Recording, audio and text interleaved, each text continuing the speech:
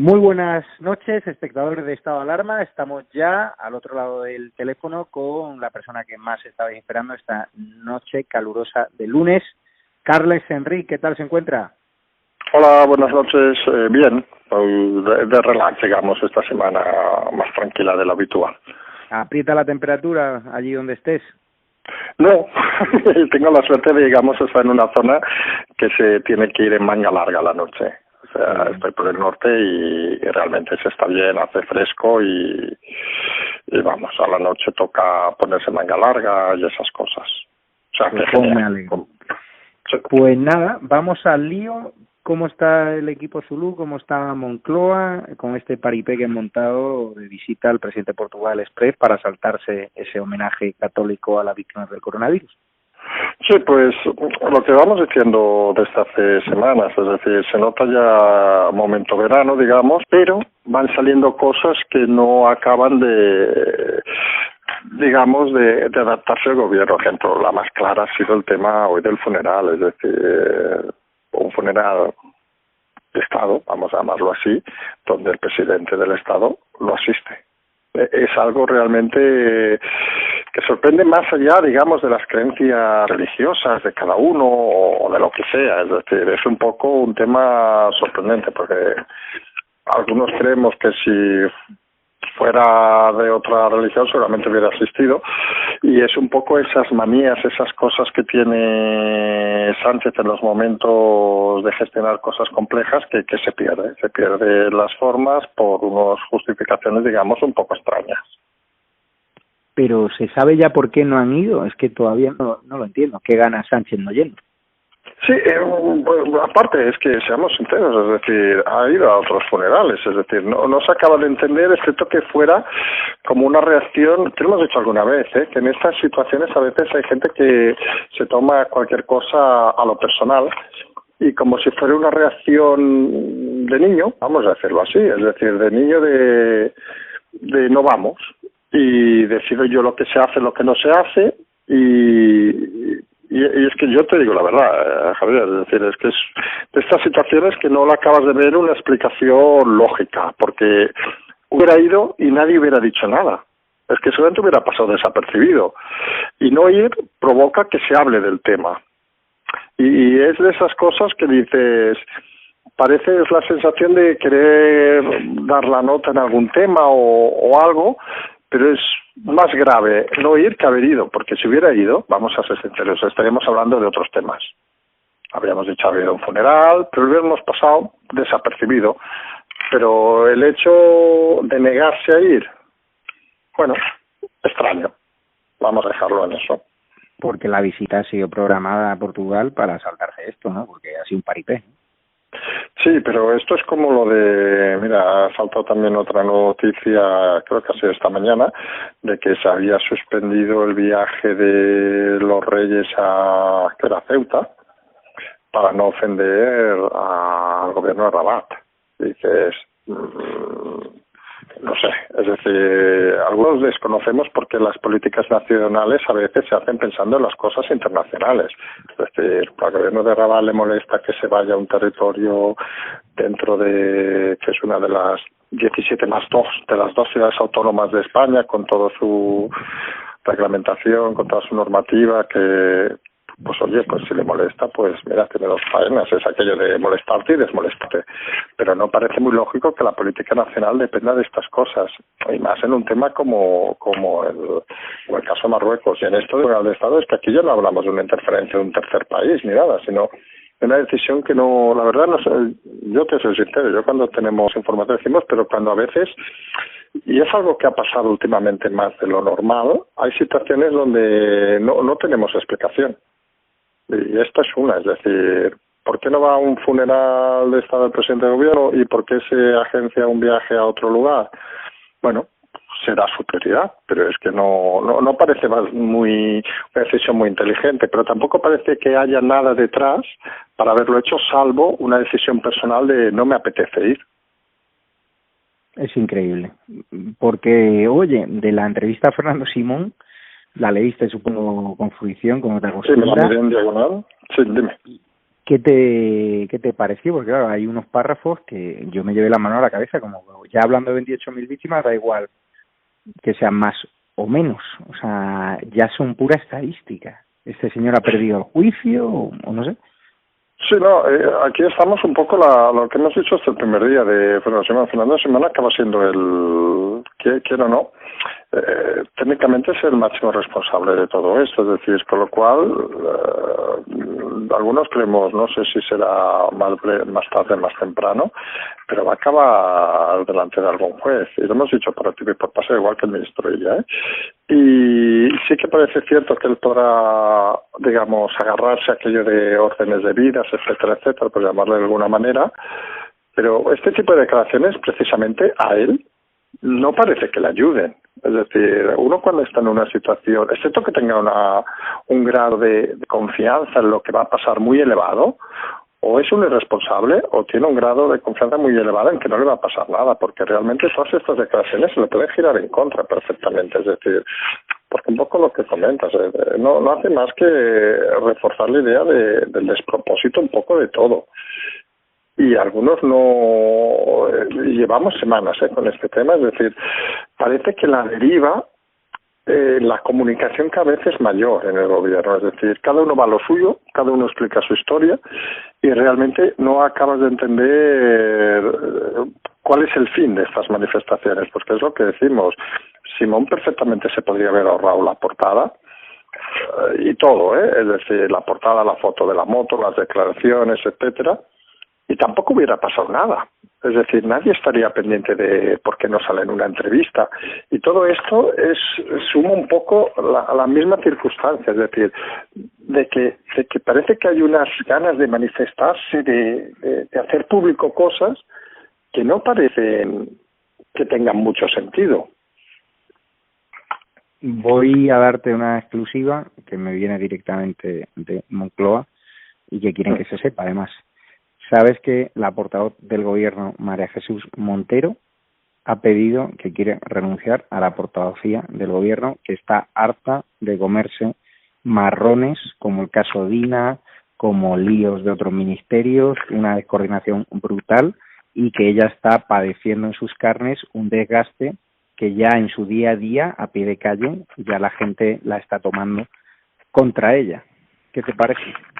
Pues me parece en el fondo la confirmación de muchas cosas que vamos diciendo. Es decir, una de las cosas que hemos dicho desde hace semanas es que creemos que, sobre todo los miembros del gobierno más visibles, van a tener dificultades. Y lo dijimos desde el respeto y el cariño en este caso, es decir, van a tener dificultades para salir a las calles.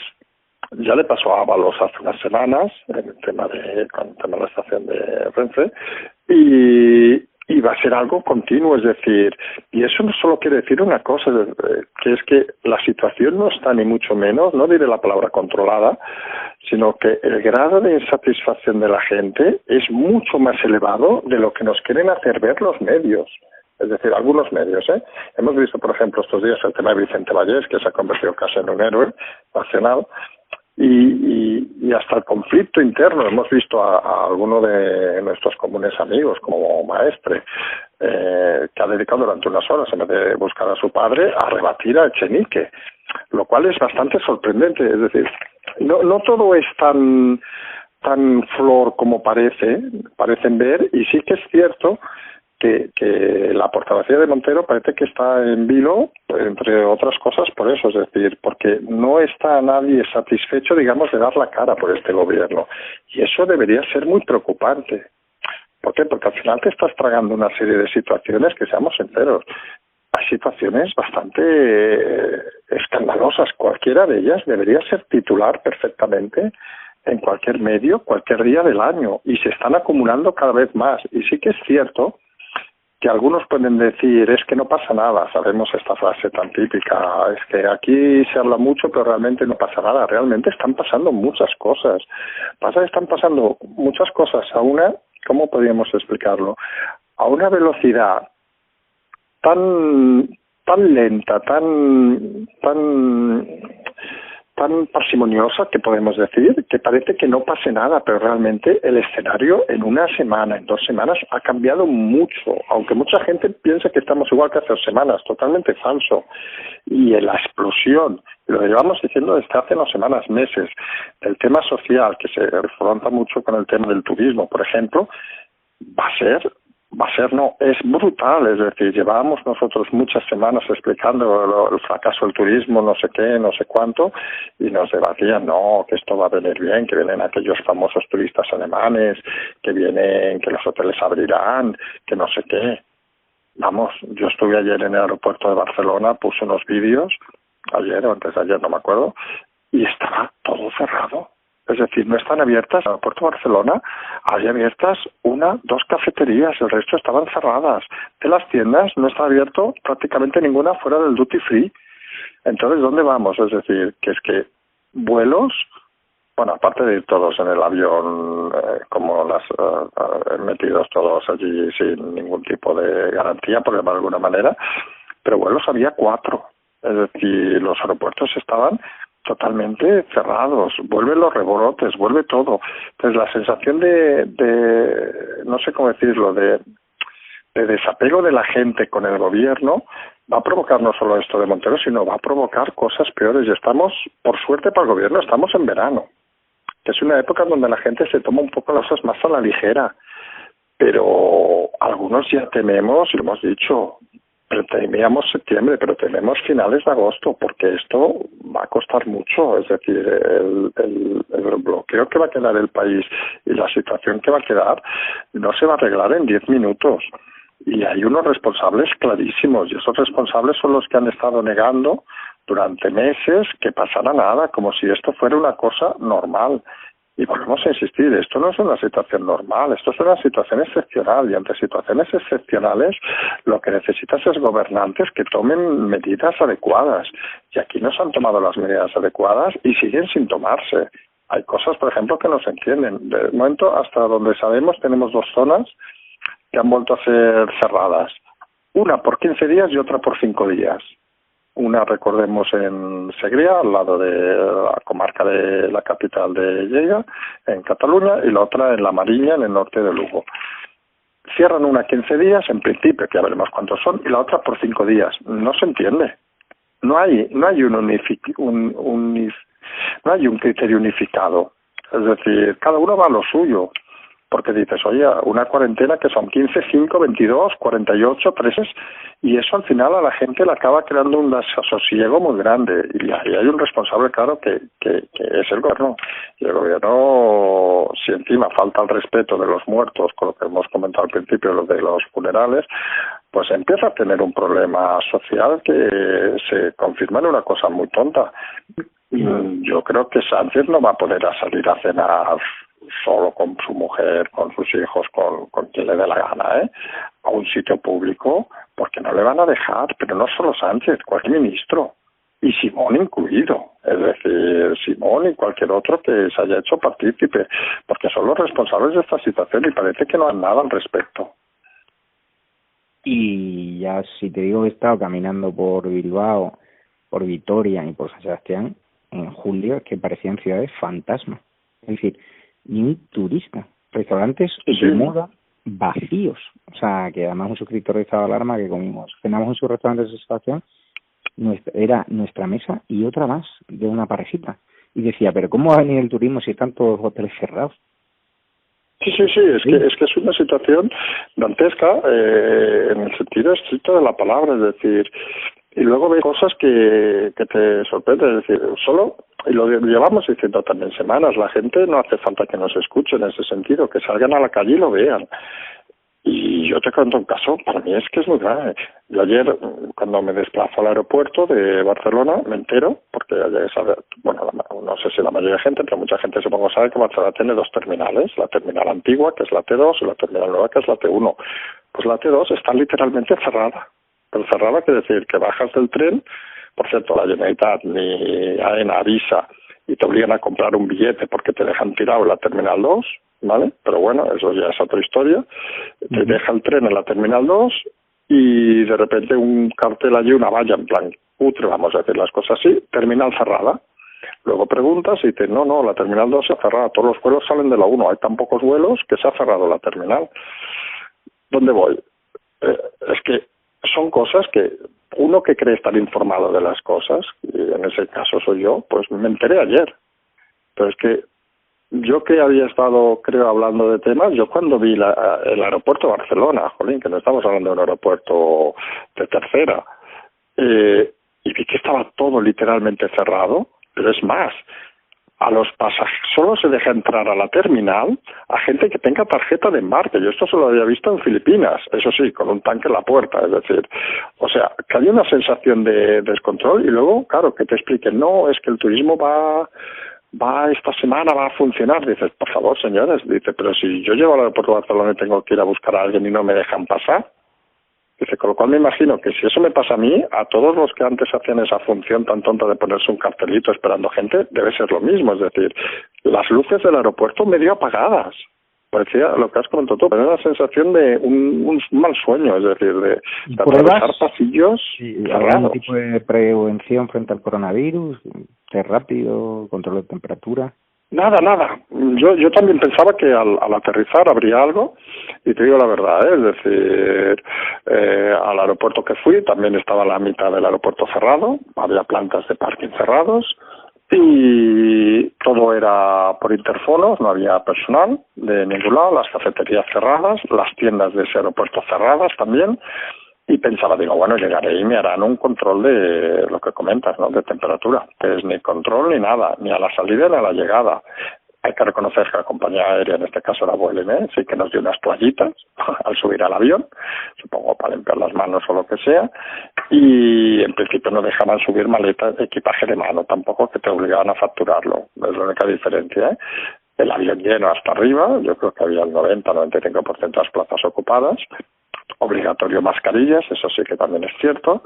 Y bueno, es que los aviones me dedico a dormir, con lo cual tampoco sé si pasó nada, pero una sensación aquella, por un lado, de un vuelo normal y por otro lado, una sensación de ¿qué está pasando aquí?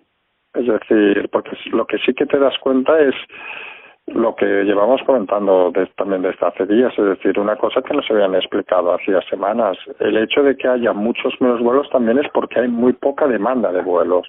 Es decir, la gente psicológicamente tiene muy pocas ganas de desplazarse. Y hemos comentado una cosa que algunos creemos importante, bueno, lo comentamos el sábado para suscriptores, pero vamos a explicarlo también hoy aquí, que algunos lo entendemos, que hay gente que no ha sido afectada económicamente, digamos, por el virus, vamos a decirlo claramente, funcionarios, servidores públicos, hasta pensionistas, etcétera, que se permitían unas vacaciones pues cada año y este año no las van a hacer, señores, seamos responsables. Es decir, los que no han sido afectados son los que tienen que ayudar a los que se han sido afectados, bares, hoteles, restaurantes, moviéndose del sofá, no esperándose sentados en casa que lo solucione nadie, porque ellos no han sido afectados. Y eso es algo que no se entiende. E incluso comentamos que estaría bien que desde el gobierno, si tuviera un mínimo de capacidad intelectual, habían fomentado una campaña para decir, oiga, ustedes que han seguido cobrando, ya no hablo si han ido a trabajar o no, pero que han seguido cobrando perfectamente, que no les ha afectado nada, ¿qué menos que se dediquen a consumir en los lugares, llamamos restaurantes, hoteles, etcétera, donde sí hay gente que ha sido afectada y ha estado 3 meses sin ver un euro? Pero en este país somos tan egoístas que a mí me sorprende, o no me sorprende, que gente que tiene esa capacidad, digamos, de no haber perdido ni un solo euro de sus ingresos los últimos meses, se va a quedar en casa por miedo. Señores, el miedo nos va a comer. Y es la sensación esta de egoísmo, de una sociedad egoísta, de que en principio nadie es capaz de hacer nada, y eso pasa obviamente también por un gobierno que es incapaz de transmitir, ya no hablo de liderazgo, de transmitir ni emociones, ni sensaciones, ni cosas interesantes a la gente. Y la gente al final se acaba recluyendo en casa, consume, no sé qué, y en septiembre vamos a tener, o finales de agosto, vamos a enfrentarnos nuevamente a la realidad. Y si vuelve a haber, y si hay más cierres, perdón, por rebrotes, que algunos creemos que habrá, esto puede ser muy duro, pero mucho más duro de lo que habíamos dicho. Terrible. Oye, el otro día me acordé de ti leyendo un artículo, como siempre tú vas dando la información antes que nadie, de ya las filtraciones de el ala de gobierno de Carmen Calvo contra el machismo de Pablo Iglesias por el caso de Ina, ¿no? Sí, no, lo de Iglesias, y eso sí que lo confirmamos muchas veces, ya es digamos, las más altas esferas, por llamarle de alguna manera, ya han decidido avanzar con mucha velocidad. Hay alguna cosa que seguramente se puede filtrar esta semana, que vamos a dejar que la filtre quien la tenga que filtrar, pero que va a dejar la boca abierta más de uno. Y realmente es un tema que si no acaba con y lo hemos dicho por activa y por pasiva, si el tema este de Dina no acaba con la carrera política de Pablo Iglesias, este país no tiene remedio. Sobre lo que dices del machismo, solo hay una referencia importante a hacer. Es decir, quien haya seguido, aunque no haya seguido, quien solo hubiera visto la tele, se acordará de aquellas campañas del Ministerio de Igualdad que decían algo así como: si tu novio, dedicado a adolescentes, si tu novio te mira al teléfono o no sé qué, denúncialo, porque eso es el primer paso del machismo.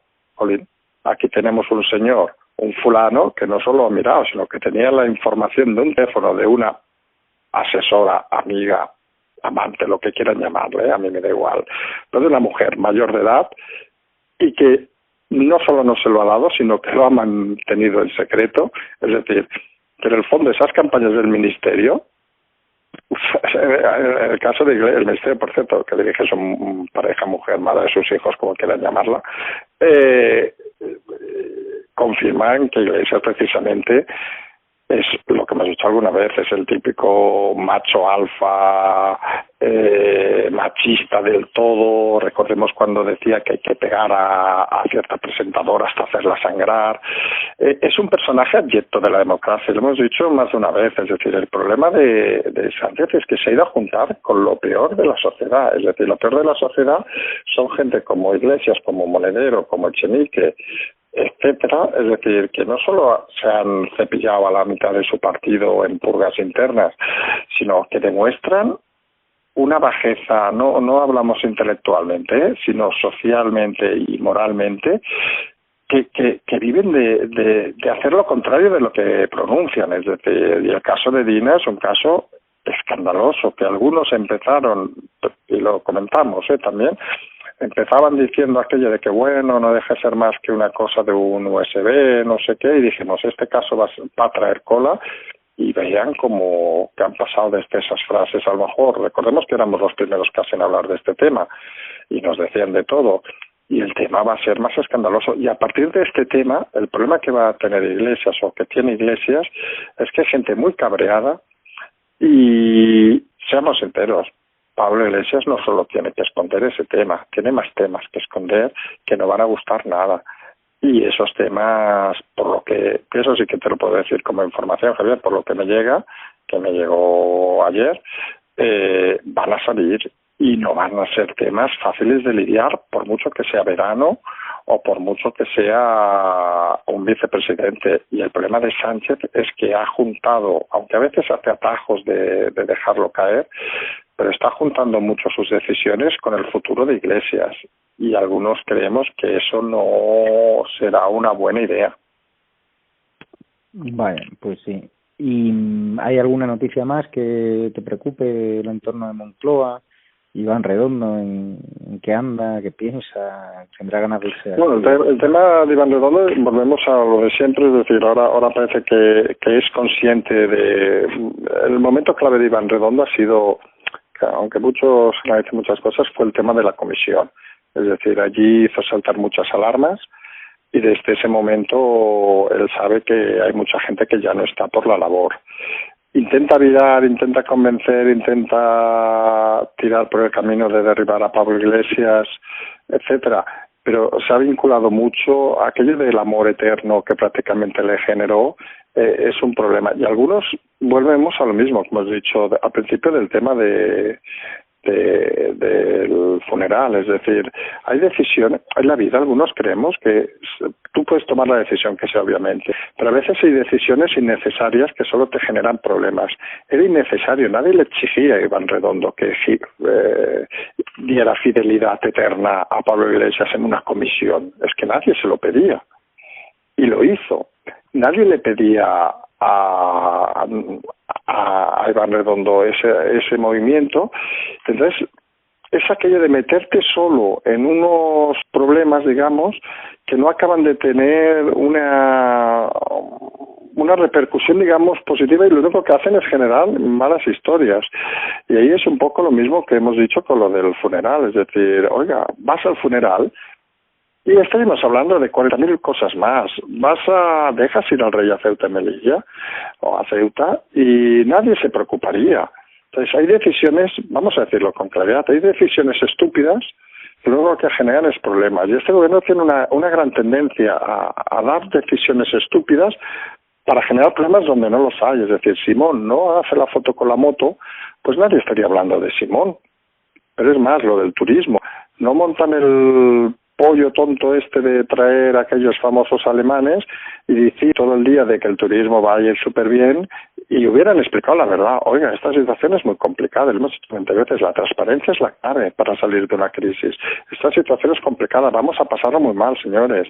Vamos a intentar entre todos salirnos. Pero, hombre, no mientan. Y es que han mentido en lo sanitario, han mentido en lo económico, han mentido en lo social.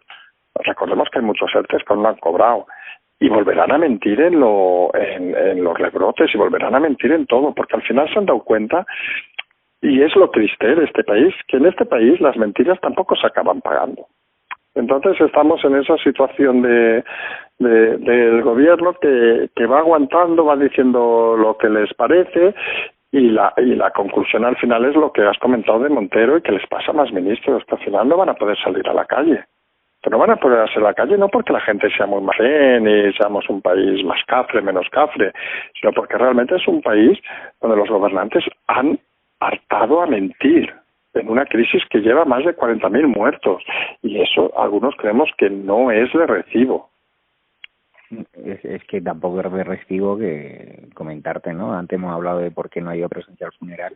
Todavía estoy esperando a que haya una razón convincente que explique por qué Televisión Española sí vio el funeral de George Floyd por el Black Lives Matter, un afroamericano asesinado en Estados Unidos a miles de kilómetros, y aquí que fallecen 40.000 compatriotas.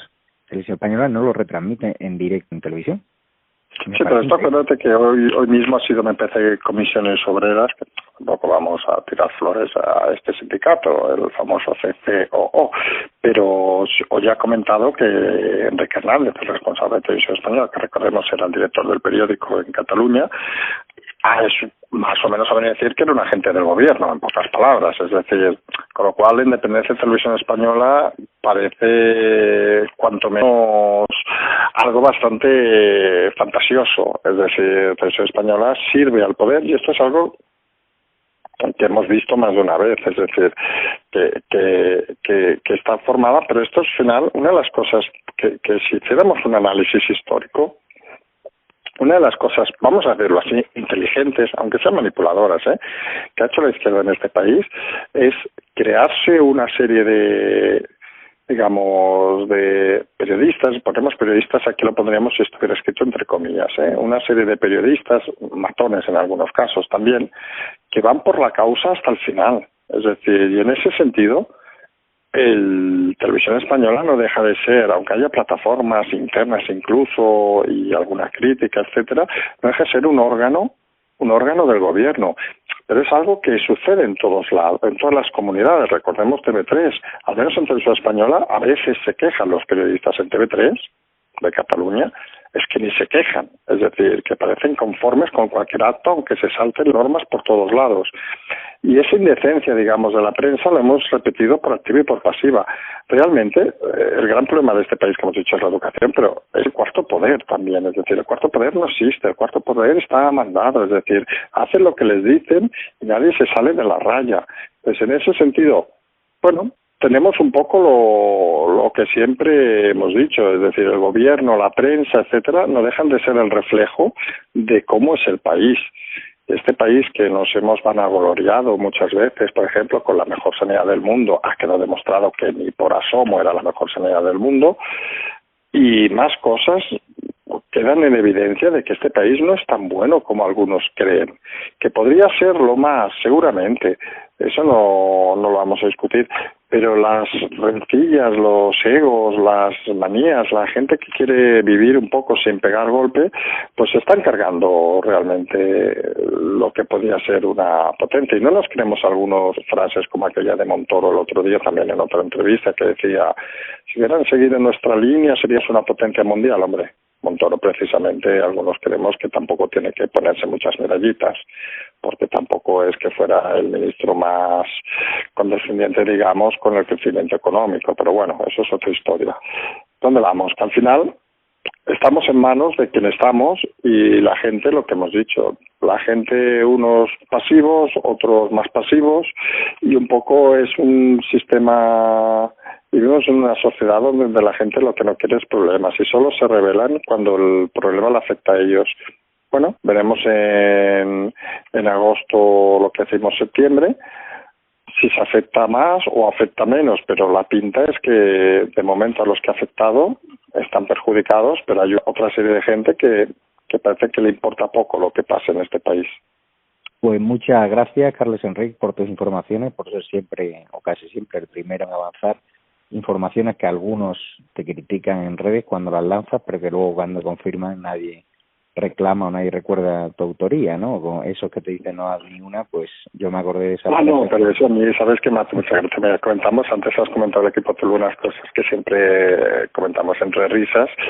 A veces hacemos un timing, digamos, de las cosas, ¿no? Entonces siempre decimos, mira, ahora vamos, te pongo un ejemplo, vamos 2 semanas por adelantado o lo que sea, y a veces, y lo hemos dicho incluso en público alguna vez, hay situaciones donde ya da igual el análisis o la noticia, porque la noticia se genera al momento, es decir, nadie sabía, por ejemplo, hace 3 días si Sánchez iba a ir al funeral o no iba a ir, es decir, eso se sabe cuando sucede, igual que las dimisiones, igual que otras cosas, pero el análisis de la tendencia al final marca lo que marca, es decir, y aquí sí que esté claro que hay situaciones que algunos ya llevamos preveyendo desde hace muchas semanas y que van a ser muy graves, es decir, y la situación se va a complicar mucho más por la mala gestión del gobierno, y eso yo creo que esa marca no hay que negarlo, es decir, y hay que tenerlo muy claro, es decir, vamos a pasar por, si fuera una conversación informal, por muchas curvas, y muchos van sin cinturón y sin seguro en el coche, ojo,